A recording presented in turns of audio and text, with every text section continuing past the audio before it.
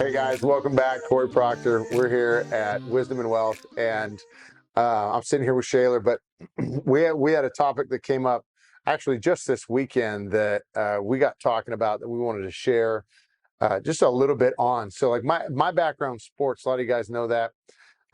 Played professional football for 6 years, mostly in Dallas with the Cowboys, and so got to see a lot of the. I obviously know the players' mentality. I know the coaches' mentality. I've seen the parents' mentality, and then Shaylor, who actually umpires baseball. He's done Major League Baseball, and he does college baseball right now. Yeah, I've been in the Big 12 and worked my way up through the minor leagues. And I started when I was 12 years old at the youth level, and I've done everything from that all the way up to the professional level. So you've had a good. You've seen plenty of players, coaches, and parents, right? And yeah. so now these are hot topics, but I wanted to bring you guys up. We had a situation this weekend.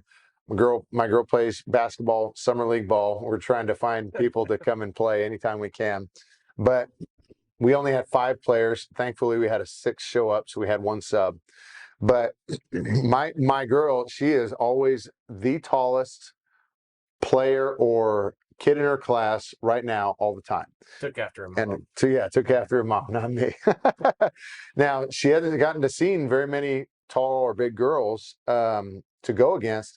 But this game, there were twin girls that were actually just slightly bigger than her. And I don't know, maybe they got held back a year. Maybe they're just naturally bigger than her. I don't know. But these girls are strong and they're bigger than her. So it was a lot harder match for her to go through. But what happened in the course of the game was she had to fight a whole lot more. This is a physical battle that she had never been in quite yet. And so there were some complaints going back and forth on each sides of the team. What was interesting, I was scorekeeper with these twin girls' dad. So we're at the score table ourselves. If you've ever been to like these games, right, you know, all we're doing was kind of watching, and we're talking, encouraging the girls, and but it got physical between my girl and his. And they're throwing, their hands are all over each other, and pretty soon, but it ended with a big slap fight where they started slapping each other in the face. And it escalated quickly at one point, and everybody got up, right? And my girl came over, and what was weird was everybody's screaming all of a sudden. Coaches are screaming at each other, screaming at the refs, parents are screaming. And what was interesting, it was like, I just grabbed my girl at this time, right? Grace, my girl, comes over crying. She's upset.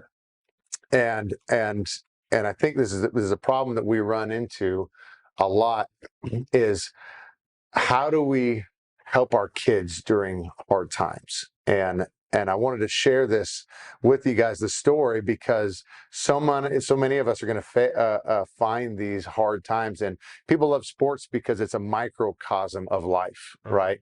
This is a hyper-focused area on a field or on a court where we can see life essentially take place in a under a microscope, and where tough times happen and tempers flare, emotions flare, and people are expected to manage that or fight back. And there's a lot of different opinions out there. But what I was seeing in this was you saw all these people around just start going crazy.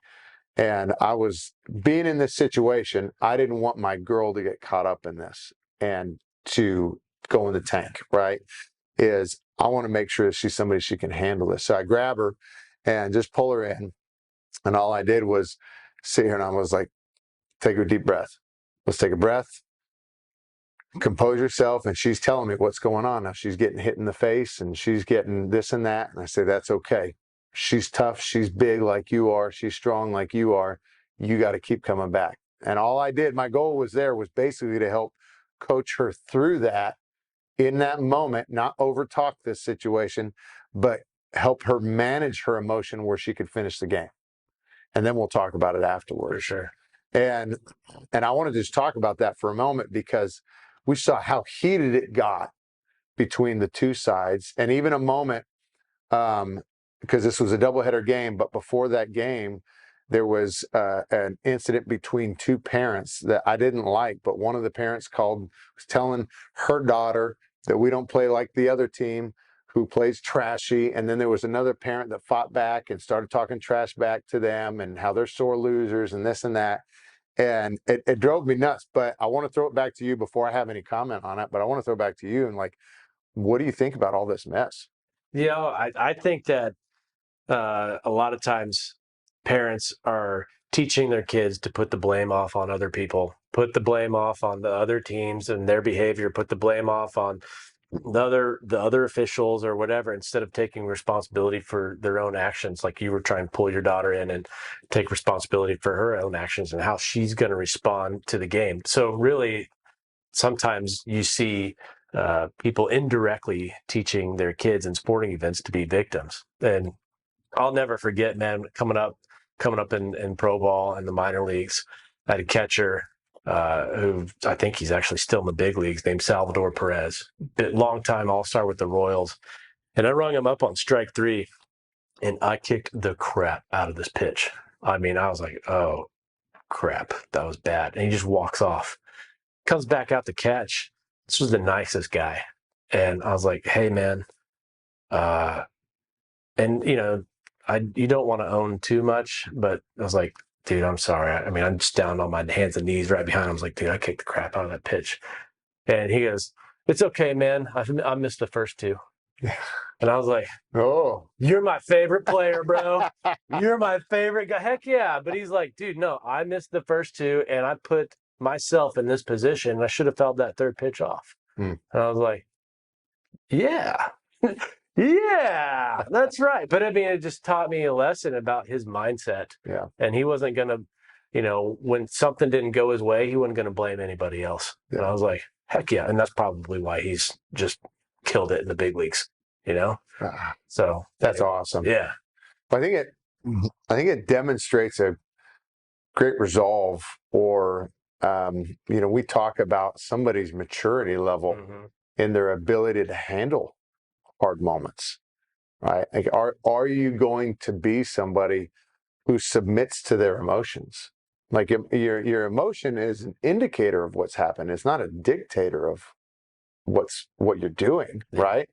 And if you let your emotions be dictators, you're going to be anybody and their mom can sit there and influence you any way they want you. Yeah, well, we were just talking about not letting your highs get you too high and not letting your lows get you too low. And when you go through a long season, a long sports season, or like in our work, you know that I personally have had some pretty big highs come in lately, and you've kindly pulled me back down to earth a little bit. But yeah, you've got to learn to be even keel, because if you're going to let your high take you that high when something doesn't go your way, are you just going to go live in the pits of despair and just stay down there? And because you will get through that too. And so I try to stay pretty even keel in what we're doing now, and I always try to stay pretty even keel when I was coming up through the minor leagues, because that was a 140 game season back then, and when you hit July, when you hit August, and it's 100 degrees outside, and you're like, I just want to go home. Probably just like playing in the NFL too. You're like, it's ready to be done. Yeah. Well, I think it's a good indicator of how you're going to treat larger things in life, right? There was a quote that I heard one time that is, you never finish a battle, you just graduate to a larger one. And meaning, there's a lot of people that wish for something grand in their life, but if that grand item or moment comes and you aren't fully built up to handle that will crush you. And so a lot of the nuanced issues that we're going through, like having to deal with somebody who's more physical in our 9-year-old daughter's basketball game. That's just crazy. If you can't handle that as a parent, compose yourself to help your child compose themselves in that. How would you ever expect them to be a beacon of strength as they grow older if you can't demonstrate the strength to manage yourself through those situations. And you are showing them how to handle this. Right. And you are showing them how to handle the next thing and then the next thing. And that's you are teaching them how to handle adversity in life, even in a 9-year-old basketball game. Yeah. I think like we're creating mush in children or mush in ourselves if we constantly like bring it back to the refs. The refs should have been calling that. They haven't been calling that, or number 10 is hitting my kid or screwing up my kid, or they're screwing everything up, but they're doing this. And I'm like, well, what about your kid? Yeah. What's your kid doing to help this situation? And I'll never forget, I've shared this story before. When I got hurt with the Miami Dolphins, I was fighting with my O-line coach and got hurt, left the league. They ended up being my exit from the NFL. And I still remember a clear voice coming into my head when I was reenacting that fight or that story in my head where I fought with my coach. But you did nothing to help. Yeah, by the way, I hate that story because ever since you've told that, there have been several instances in my life where I'm like, you know what, forget these people. And then Cory comes in and says, but you did nothing to help. I'm like, jerk. I think it's so good. Yeah, it's great. You hate it, yeah, because it doesn't feed your selfish desire. Right. Your selfish desire say screw somebody else. It's their fault. It's all this, and I get it. Like I'm happy to pass blame on to somebody that deserves it, but how much more respect do you have for somebody that actually takes more responsibility on their shoulder and say, that's on me? I should have swung at the first 2 pitches. Mm-hmm. I should have fouled the third, and I should have never left it up to you. Right.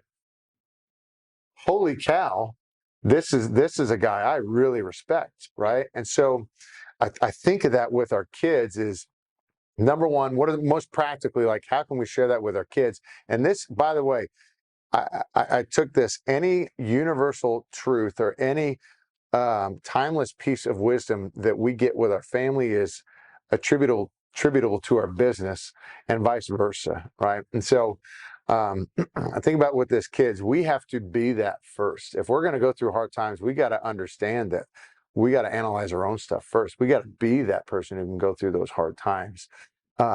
Because on top of it, what happens if we are able to do that, we can provide that experience to our children. I can't tell you how many stories that I've shared with Grace. We stubbed her toe really bad, and her toenail was bleeding, and I'm like, oh, that toenail is going to fall off. But she's all grossed out and freaking out. What are you talking about? I go, honey, I've lost a lot of toenails playing in the NFL. Yeah. A lot of 300-pound dudes stepped on my feet and destroyed it. And she immediately is like, what? And so because I went through that, I could share that with her that experience. And I could tell her it's going to be okay. Yeah. It's totally fine, right? Where you can still manage through that and you don't have to be a super whim to your emotion. And so we could share that story, but then third, all of a sudden they gain strength from that and they can walk through it, right? And I think those are the critical pieces for us. So we got to remember is like, are we leading that first? Yeah. And be that for our children to be able to see that resilience in us. Raising your kids to be adults and not adolescents. Yeah. That's pretty good. Yeah. Yeah. Be an adult, not an adolescent. That's awesome. Shoot, I appreciate that. Yeah. That's what we got for you today on Wisdom and Wealth, is how do we help our kids through hard times? So we got to be that first for ourselves.